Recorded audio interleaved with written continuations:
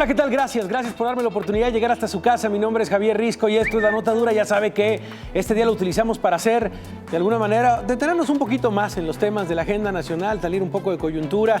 Y me da mucho gusto que esta noche me acompañe el especialista en temas de Medio Oriente, mi querido Marwan Soto. Es la entrevista número 54 en 4 días, creo. Marwan, gracias de verdad por acompañarnos. Querido Javier, muy buenas Te he escuchado noches. en todos lados y es que de verdad no sabes la necesidad que tenemos los medios mexicanos para tratar de entender no solo lo que sucede en Estados Unidos, porque yo creo que eso es algo que tenemos muy cercano.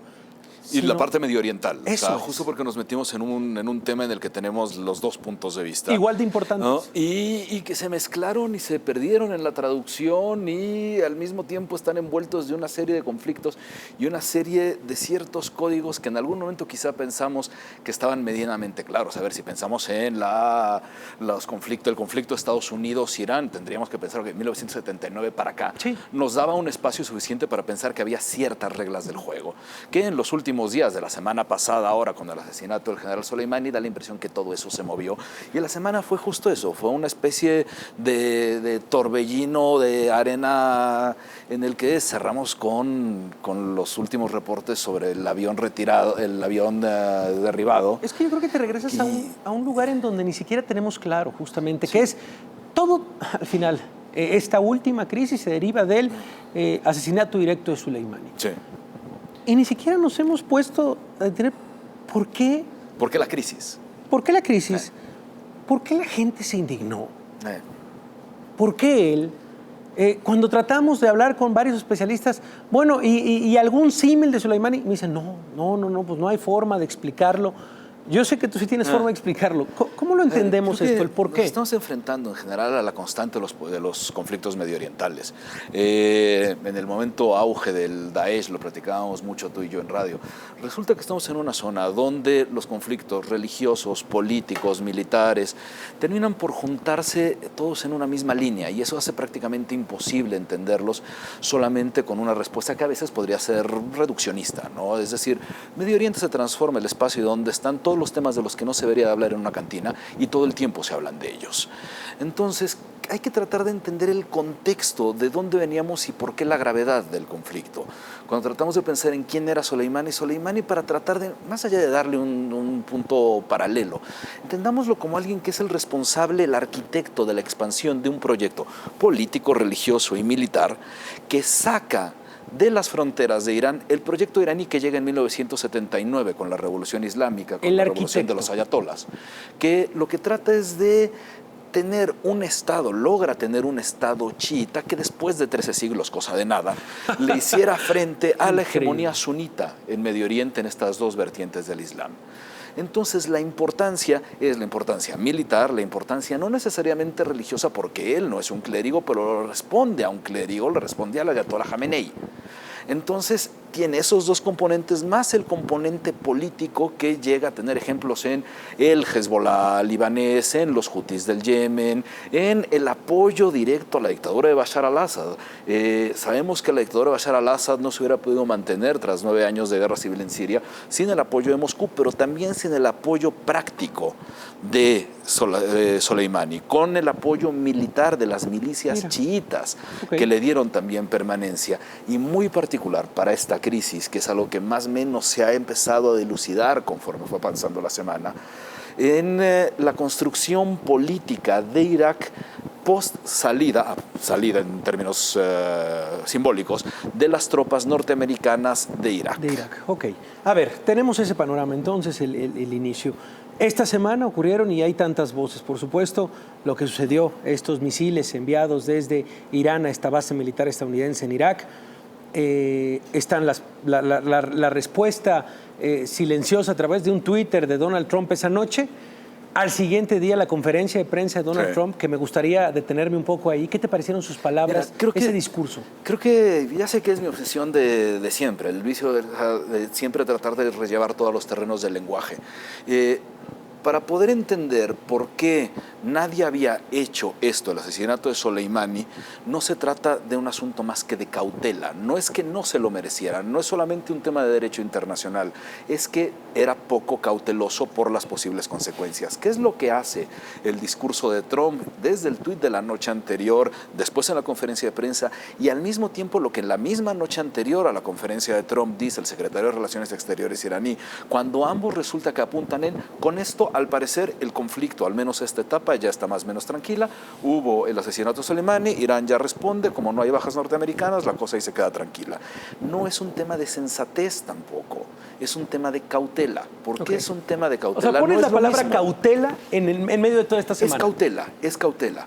¿Por qué cautela? Porque las consecuencias son de tal nivel de impredictibilidad que es demasiado el riesgo de jugarlas. Mira, entonces, lo que sucede con la conferencia de prensa y con los siguientes hechos, con las ideas de, ok, sí, hay posibilidades por parte de la Casa Blanca, que en las primeras horas se decían, de que haya sido Irán el que derribó el avión. Este tipo de construcciones obedecen a la cautela de las implicaciones de las palabras y de los actos. Sí, a ver, y tocas un tema que esa misma noche a todos nos sorprendió. Estábamos dando la noticia de que la Casa Blanca iba a esperar a la siguiente mañana, y de pronto un avión lleno de 176 pasajeros derribado esa noche. Un gran número de iraníes, hay que también tomarlo en cuenta. Sí. Hay un gran número de iraníes, de canadienses. Vaya, canadienses también, sí, vaya. ¿No?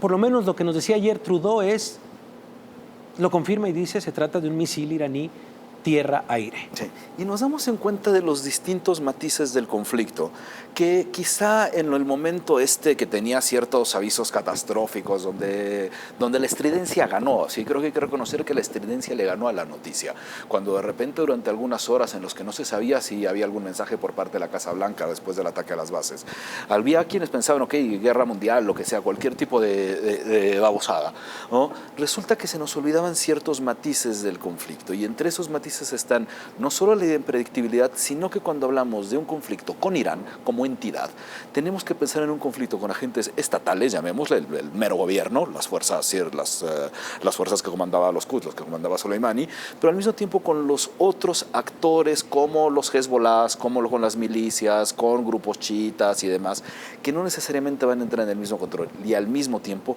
con un estado de Irán complicado dentro de sí mismo, donde hay ciertos juegos retóricos que estamos acostumbrados a decir que la retórica solo son las palabras, pero hay una retórica de guerra que aquí se puede ir mezclando. A ver, retórica de guerra. Hay un incidente que pasó un poco ya al olvido. A finales de la década de los 80, hubo un avión iraní, ya al final de la guerra Irak-Irán, hubo un avión iraní que fue derribado accidentalmente por Estados Unidos. El juicio sobre el avión se resolvió al final de la década de los 90, Estados Unidos pidió una disculpa, y a lo largo de todo ese tiempo se usó este avión en contra, se murieron alrededor de 300 personas. Este avión iraní se usó como un instrumento retórico para poder alimentar el tipo de flagelo que se le había causado al Estado de Irán. Mira. Las consecuencias no fueron muchas en términos prácticos, tanto que quizá en general uno se le haya olvidado que esto haya ocurrido. Qué interesante punto este. ¿Qué es lo que estamos viendo ahora? Primero, hubo una insistencia del gobierno iraní que era científicamente imposible, usaron la palabra científicamente para decir que no pudieron haber sido ellos. Están los reportes por CBS y algún otro medio norteamericano donde decían hay al parecer posibilidades de que sea un misil iraní, luego está esta aparente confirmación de Trudeau en una especie de rueda de prensa. Entonces resulta que hay muchos indicios que van hacia algún lado, pero que en realidad tampoco apuntan hacia ninguno.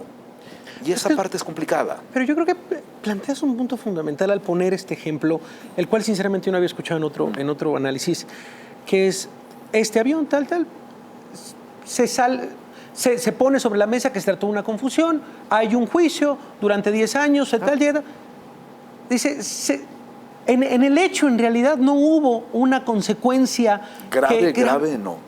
Pero lo hay a través del tiempo con la retórica bélica. Exactamente. Cuando dicen, durante esos 10 años en Irán se convirtió esto en un discurso per se, tal. ¿Estamos ante eso con la muerte No de sé, Soleimani? a ver, creo que es una mezcla de muchas cosas. Primero, y eso sí creo que hay que hacer un llamado constante a los que nos dedicamos a tratar de contar qué es lo que sucede en el mundo, incluso a las audiencias, lectores y demás. Siempre hay que operar esto con prudencia, porque al final, cuando estamos hablando de noticias en desarrollo, como la de esta semana, que aparte va para largo, ¿no? Va para largo en distintos niveles. Hay que entender que todo análisis en desarrollo tiene las limitantes del desarrollo. Es decir, no tiene la distancia para poder analizar con profundidad las cosas, lo cual permite especular a veces a lo güey, ¿no? No, pero también plantear Pero panoramas también muy distintos interesantes como este. escenarios. Y en esos distintos panoramas solo hay que ser prudente en pensar que hay una serie de posibilidades que están abiertas, pero siempre verlas como posibilidades abiertas. ¿Por qué Fátima? Lo tenemos en la mesa. Esas cosas que son complicadas.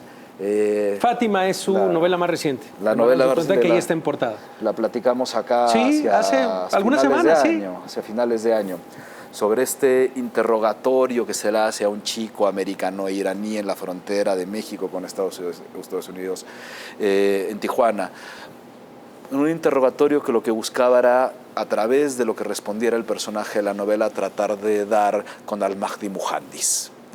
El primer nombre que salió el 3 de enero, antes de que supiéramos del asesinato de Soleimani, el primer nombre que supimos fue asesinado, fue justo Muhandis. Muhandis, el líder de los comités de movilización popular en Irak, una organización paraguas que responde a los intereses de Irán en Irak, que al mismo tiempo es esta organización el responsable de los ataques previos a la Embajada de Estados Unidos.